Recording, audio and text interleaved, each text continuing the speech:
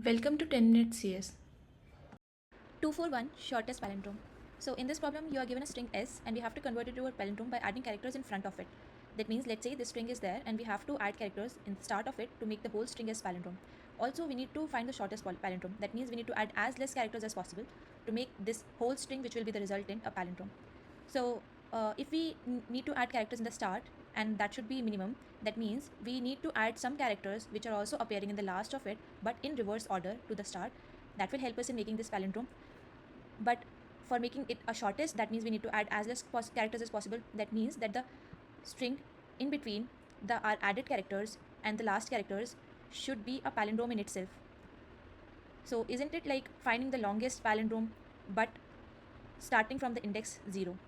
So this problem is reduced to finding the longest prefix palindrome, and once we have found that, we can actually get the substring of rest of the characters and then reverse it and add it to the start of the string to get our required answer. So the constraints are 5 into 10 raised to the power 4, and we have all the lowercase English letters. One way to solve it is brute force, which I can think of is for checking for each of the substring starting from the 0th index and then checking if it's a palindrome or not. If it's a palindrome, we will increase the count of our maximum length palindrome variable and finally return the maximum of it, and from that helper function we have got the length of our maximum palindrome, and we can use it to find our required answer. So let's say we start from this index a, we check if it's a palindrome, so our this variable will be increased from 0 till 1. Then we check for ith, so 0 till first index is a palindrome in itself, so we increase the count to 2 as we have got a palindrome of 2 size. Similarly, we can check for the second index. Now we will increase it to 3. Now once that is done, we see that by adding another c, we are not getting a palindrome, so we won't increase it. Adding a e also doesn't work. Adding another c also doesn't work. Adding another a also doesn't work. But adding another a, that is this whole substring, is a palindrome in itself, and its size is 7, so we increase our size to 7. Now once we have got it, we can get a substring of the rest of the characters, which is a. We reverse it, we again get a, and we add it to the start of our string itself, and we have got our required answer. So what will be the time complexity for this? So for finding the longest palindrome prefix, we are going to each of these characters and checking if it's a palindrome or not. For going to each of these characters, we are using a for loop, which in itself is a O of n complexity, and then checking if it's a palindrome or not, we might be using two pointer approach. So that is again O of n. So in total, the complexity will be O of n square, and the space complexity will be constant. This solution is O of n square complexity. Can we do better and make it O of n, or maybe reduce it to some extent? Let's try to think about it.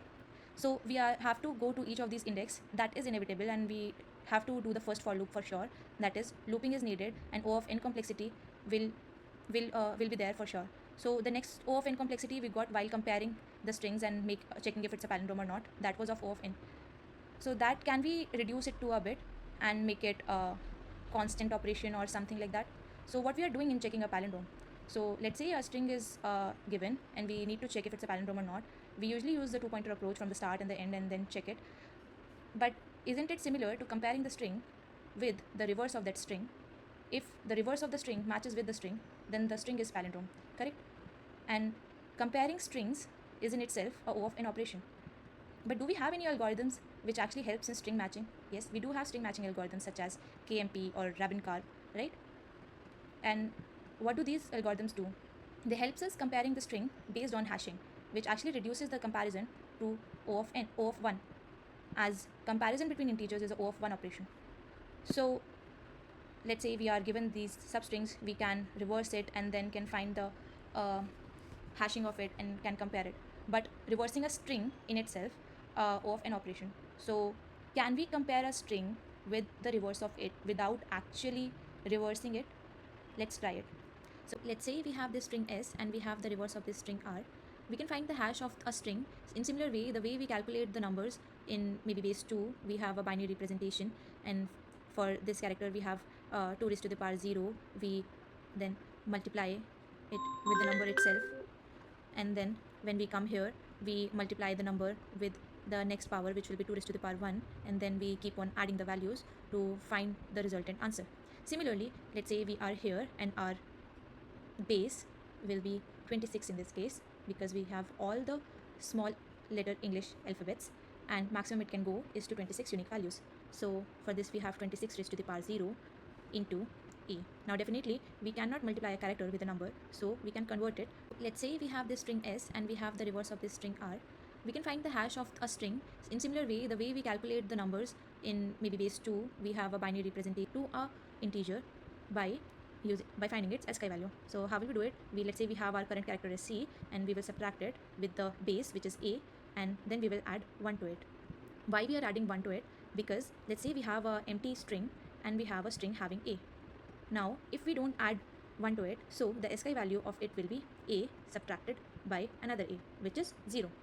And the ASCII value of this, when we will try to find it, we will be initializing our to a integer by finding its ASCII value. So how will we do it? Let's say we have our current character variable with 0 itself, so this will also be 0.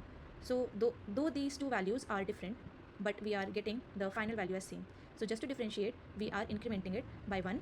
So that means we have 1 for a, 2 for b, 3 for c, and 26 for z. So this is how we will calculate the ASCII for it. We multiply it by 26, and then we will move to our next pointer, and we will have our 26 raised to the power 1 multiplied by again a, which will again give us 1, and then we will keep on adding it.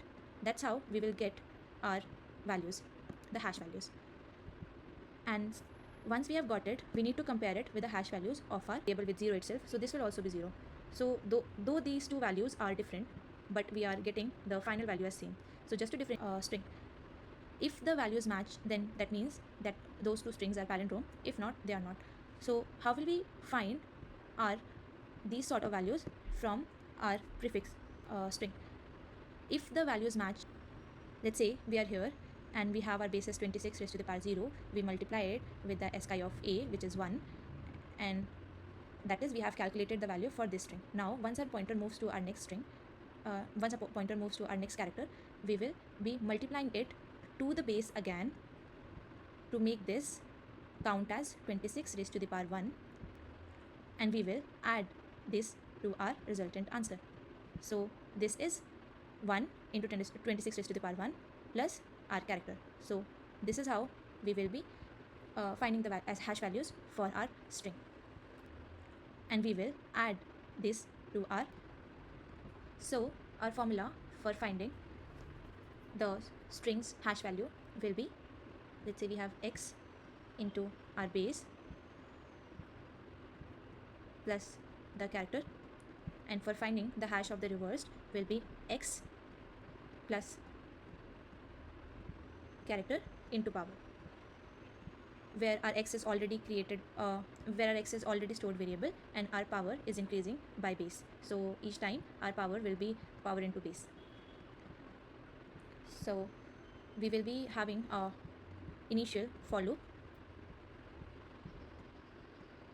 in which we will be traversing from 0th index till the last index, and we will find our prefix hash using our formula prefix hash, which is already created, into base plus our character, the current character's ASCII, and our suffix hash will be suffix hash plus the character into power, and we will be incrementing our power each time with the base. Now once this is done, we will check for all those values whether our prefix hash is equal to our suffix hash.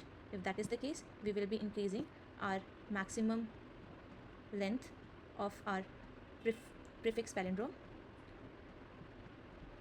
to I, maximum length index, so that we know that this is the last index of our maximum palindrome, and we can get the substring of rest of the string and can reverse it and append it to the start. Now using this approach, we are going over a for loop which is taking O of n complexity, and all these are just simple calculations which takes constant time. So overall complexity will be O of n, which for time, and space complexity will be O of 1. Let's look into the code.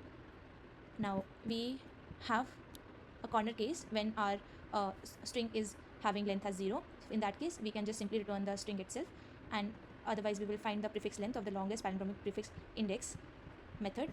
Now we will calculate our string length, and then we will have a prefix hash and a suffix hash, our base which is 26, and our power which is initialized to 1 as we will be multiplying it, and we will get the current character, and we will use our formulas and increase our power count, and we'll check if our prefix is matching to suffix. In that case, we will update our index, and we will be increasing the ith pointer each time, or you can use, instead of while, you can use a for loop and return the index at last. And finally, once you have got the prefix length index, you can check if the prefix length is equal to the length of the string itself. That means that the whole string is palindrome. You can return the string itself. And otherwise, you will find the suffix of the rest of the string, that is starting from the prefix index, next index to the prefix index, and you will be reversing it and appending to the start of the string, and finally just returning it. Now, there could be a case where the prefix and suffix hash are matching. Those kind of situations are called collisions, as we are using a base as 26, which is a small base. So these conditions can be there, and the actual Rabin-Karp algorithm checks if the hash match. They check if the string also matches. For that case, you can have a string r, which is the reverse of the string, and you can have a j index from the last of the string and calculate based on the similar formula, and you can check for those substrings equality, and finally can update your index. But for this problem, without checking it also works, and having an additional check actually gives you a TLE. Let's submit it. Yeah, it's accepted. Hope you like the video. Thank you for watching.